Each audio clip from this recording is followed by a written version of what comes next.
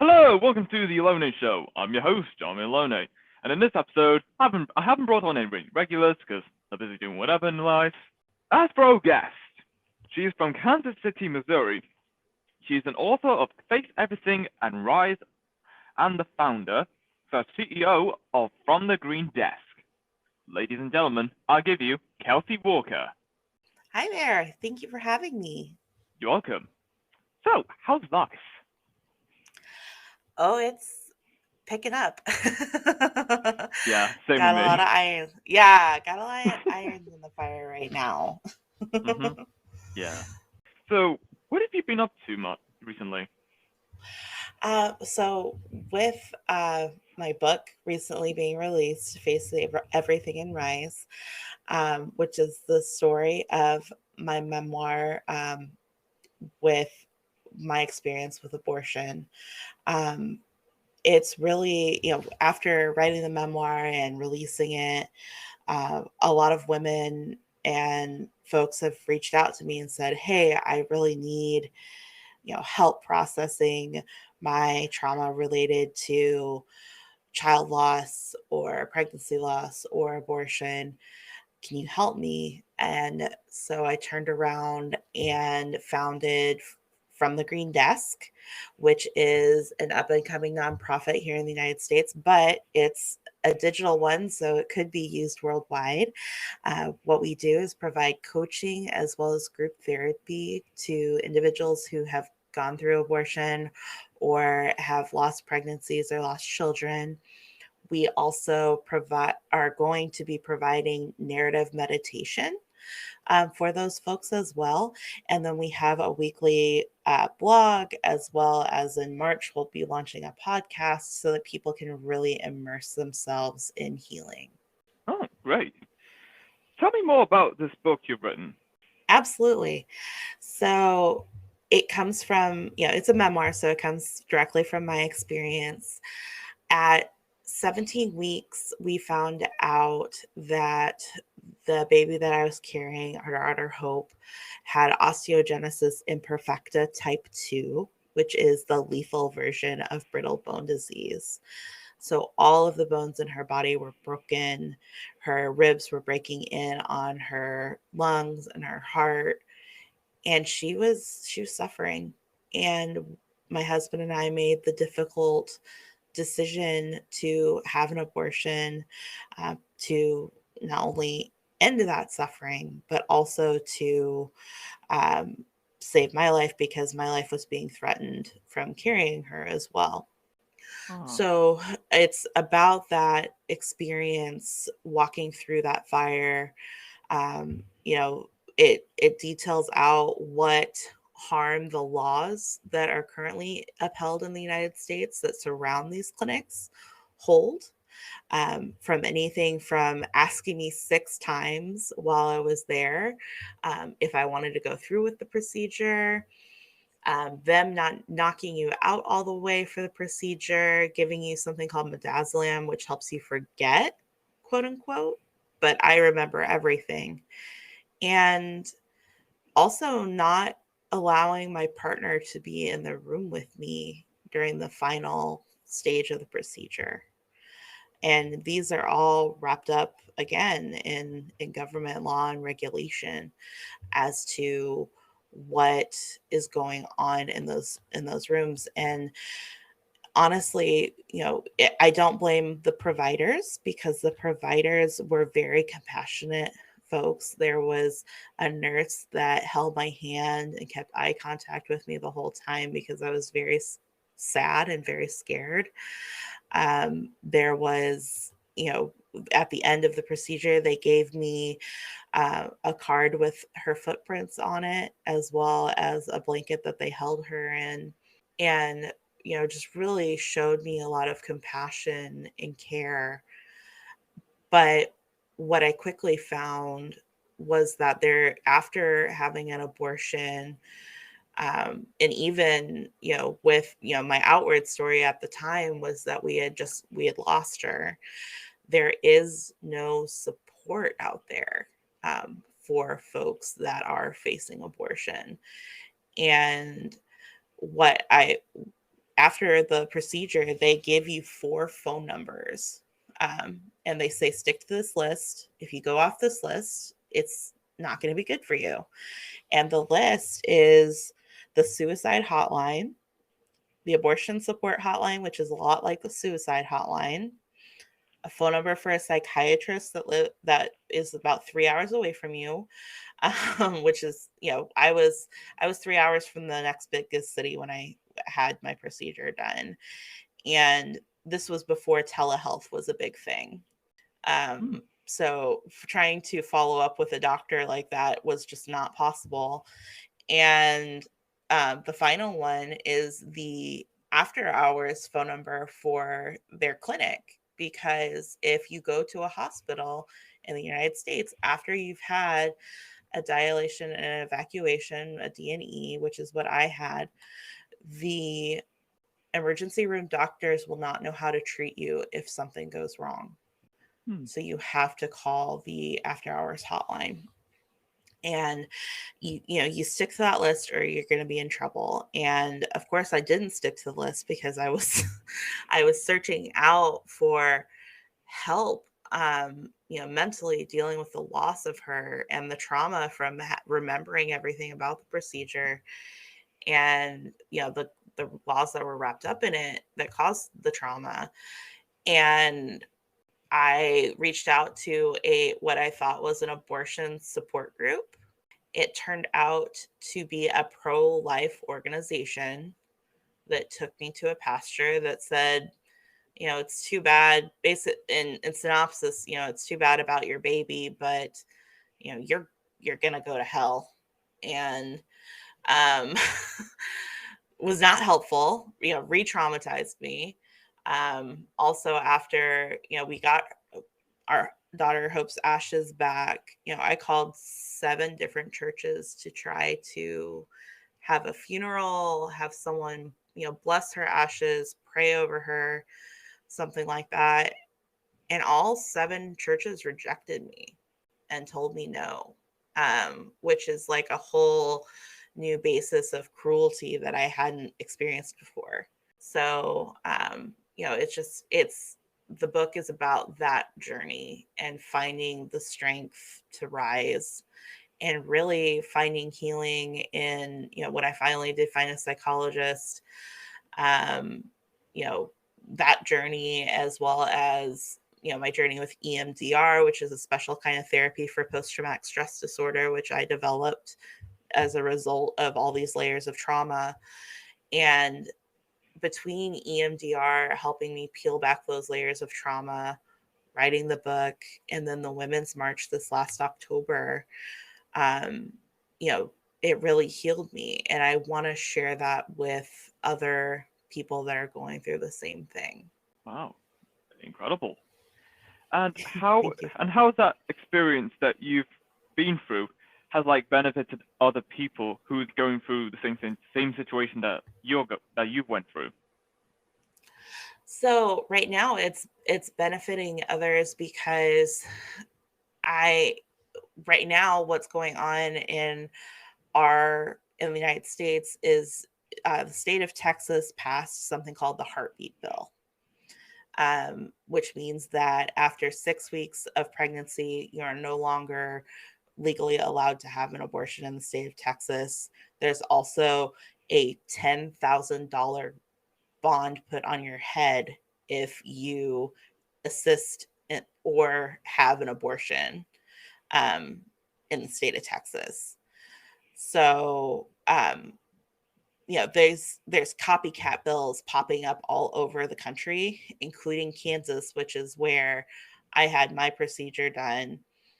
And what I'm doing, and what not a lot of other women, because it's still a new movement, but what women are doing all over our country right now is using their voices to speak up and say, look, I had to have this rhetoric and the story that surrounds abortion is that you've got, loose women that are lining up to get abortions after they've had a one-night stand, and that's simply not true. So other women have benefited from my story because I'm I'm brave enough to be telling it, and changing that narrative surrounding abortion. And currently, what I'm doing right now, one of the initiatives is called the 50 States Challenge. And with that, I'm sending, I'm getting the books printed. I'm not, making any money off of it. I'm getting the books printed and sending one to each of the governors of the states, their senators, our Supreme Court justices, as well as our president, and sending that narrative to them to say, look, at 17 weeks, we found out anything was wrong. At 18 weeks, we had to have an abortion because at 20 weeks, it was illegal. And if I didn't have this care, I could have died. And just changing that narrative to support other women and other people out there that need this as healthcare. Fabulous. Great. Tell me more about From the Green Desk, the nonprofit organization that you created. Absolutely. So it's small right now, but we're growing all the time. The basis of it is providing coaching, one-on-one coaching, peer-to-peer coaching, as well as providing group therapy with a licensed therapist to help people feel like they're not walking in this alone. Because one of the biggest struggles that we face right now, whether it's abortion, pregnancy, or child loss, is there's a silent scream that is surrounding these losses. We've decided as a society that we just don't talk about it. And From the Green Desk talks about it loud and in stereo. And so our main services, like I said, are coaching and group therapy that are free to folks that need it. They're screened on a short interview call to make sure that there's no crazies lingering out there in the wings before we get started. But that's part of it.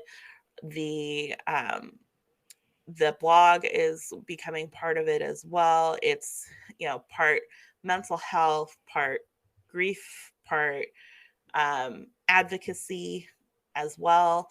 And, eventually at the end of March, because I can, as a army of only a couple, can only do so many things at once. At the end of March, we're launching a podcast that will follow the same theme as the blog, so people can really immerse themselves in healing. And something else that we are offering as a paid service is something that I'm calling narrative meditation. It's it's like not meditation. It's like narrative therapy, but it's the process that I went through to peel back the layers of trauma and release my story just into the universe and get it out of me. So that service is, we're going to be doing workshops. We're going to be doing individual coaching, but it's really to help people process their trauma and their grief by, getting it out in the universe. Maybe it'll inspire other people to write books. Maybe it'll just go in a drawer somewhere. But either way, the whole point is healing. Great. What do you like about doing what you do? I love being able to advocate for others that are still trying to find their voice, that are still trying to take that silent scream off mute.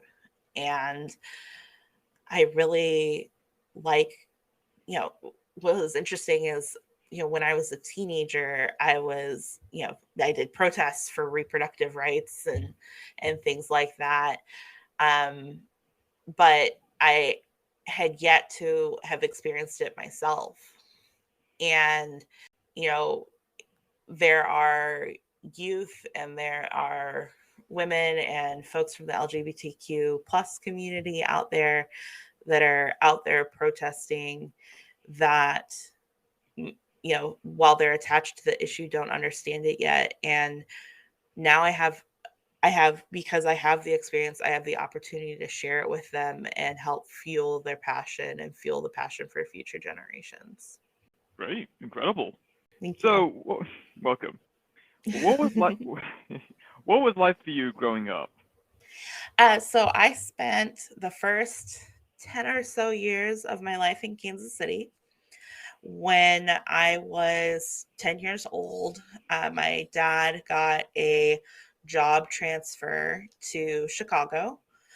And what was tricky, though, was a couple of years later, Katrina hit in Louisiana, which was a massive hurricane in the United States. And he was gone for 250 days of the year. And so my mom was essentially a single mom in Chicago in a city that we didn't know. And really, because of that experience, she was never afraid to jump on the train to go downtown and have us experience everything that living in a big city had to offer, whether it was museums, whether it was Second City, whether it was protests or festivals.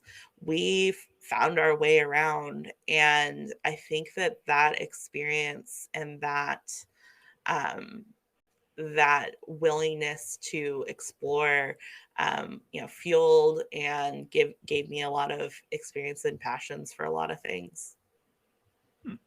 Great. So, if you were to create another nonprofit organization, what would it be? Oh,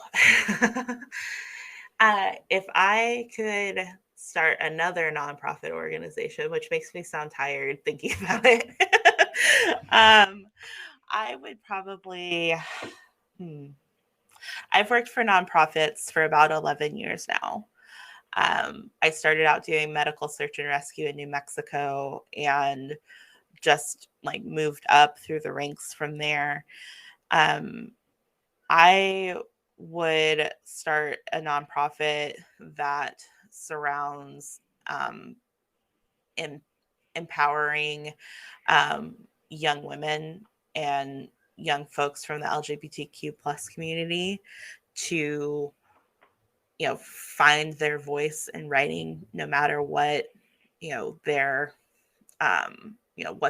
what their story is, whether that's human rights, whether that's just finding their way out of their own trauma or their own challenges, um, you know really developing the youth of our country, to and across the world, to find their voice in written word and eventually in spoken word.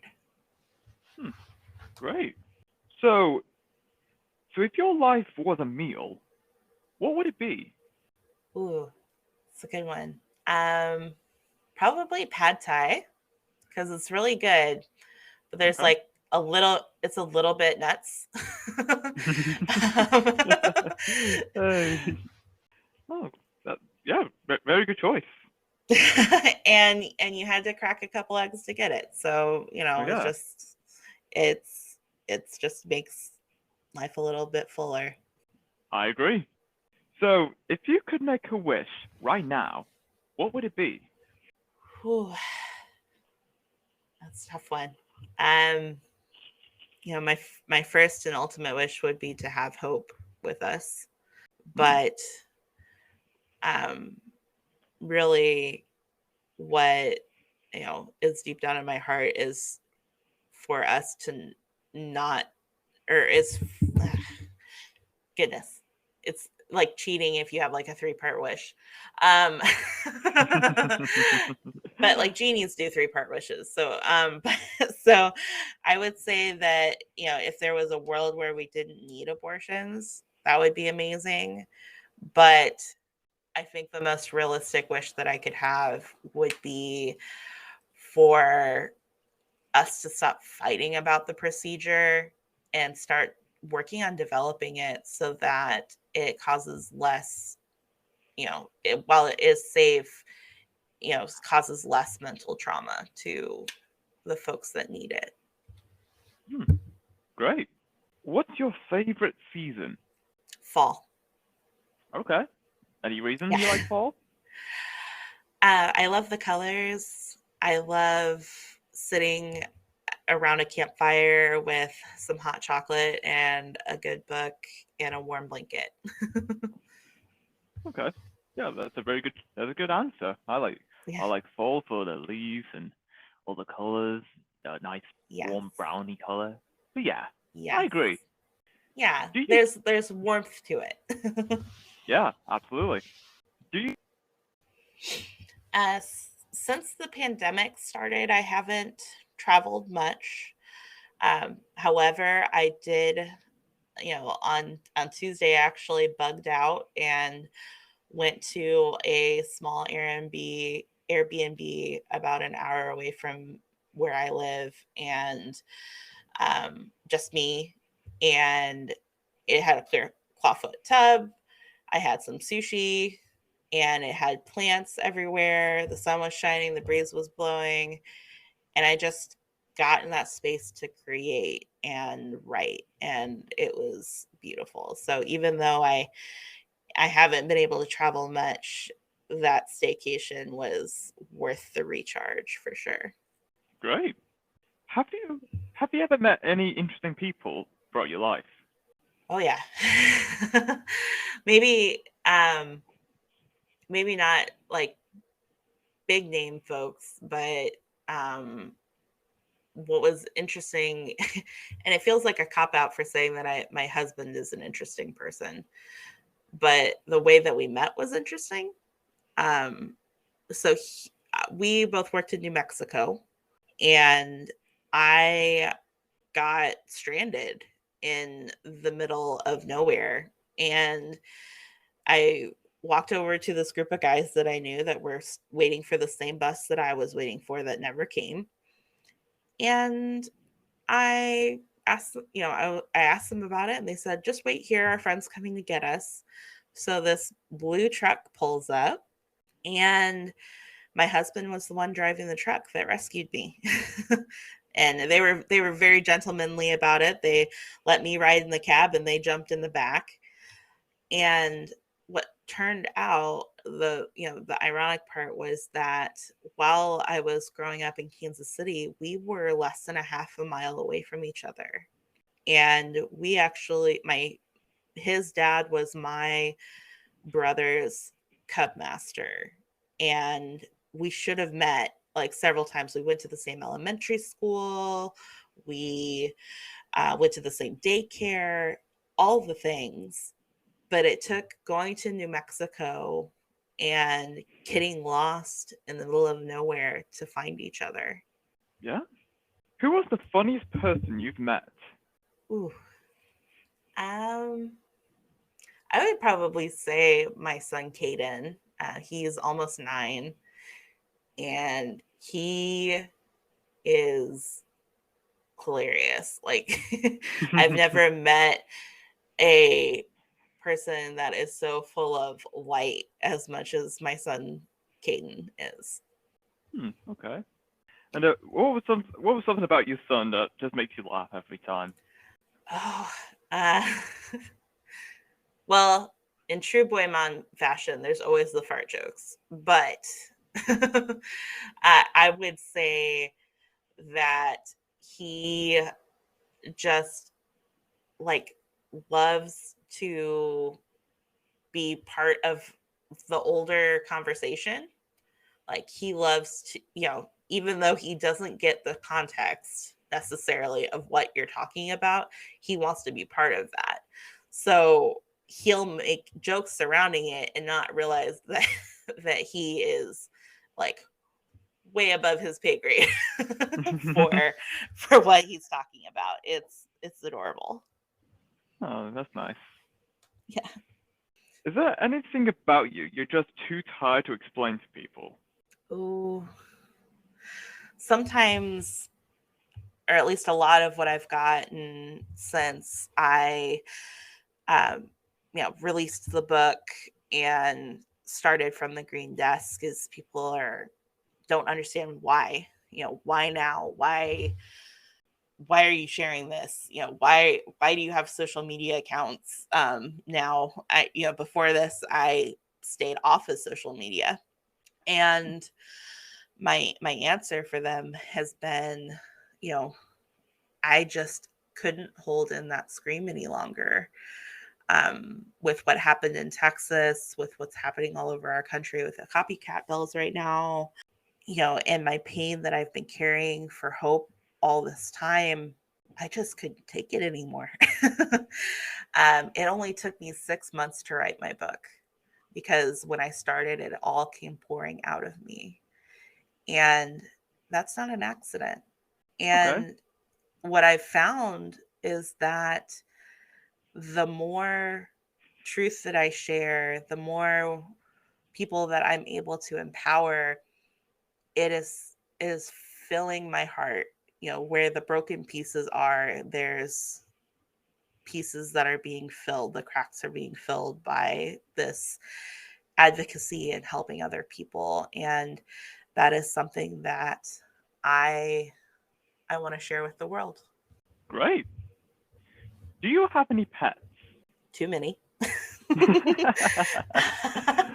Uh, I have 3 dogs as well as 2 cats oh, great. and Anything? and two Anything? kids, so that counts too. Okay. Oh my God. What's the funniest moment you've had? Oh no. Um, I would probably say the time that I laughed the hardest was when I was this was another moment in 2012 when I was working in New Mexico. My friend, I had a Jeep. My friend had this little sedan, and we decided we were going to go to the hot springs. And I said, we should take my Jeep. It's rough out there. Something could happen in the car. And she said, oh no, we'll take my car and we'll save on gas. Well, the roads are rough, and we broke her oil pan in half on the roads. And which sounds terrible. It was terrible. And I felt terrible for her. And Jamie, if you're out there listening, I'm sorry. But what made me laugh the hardest was our ability to still make the day out of it. Still be able to, the fact that we broke an oil pan in half on a road was just ridiculous. The fact that we were stranded at a hot spring was even more ridiculous. And then, you know, the fact that we had to stay in this little Taos, New Mexico ski area overnight was just, you know, everything about it was a concoction for this beautiful, hilarious story that I'm going to tell my kids about one day. Um, and it was just it's that laughter out of pain moment that you know only happens with the best of friends. Yeah, I agree. And that is all we have for this episode. It was great having you here, Kelsey, talking about from the green desks, your experience with abortion. It was very inspiring, I must say. Thank you. I really appreciate that. You're welcome. And until next time, stay tuned for more.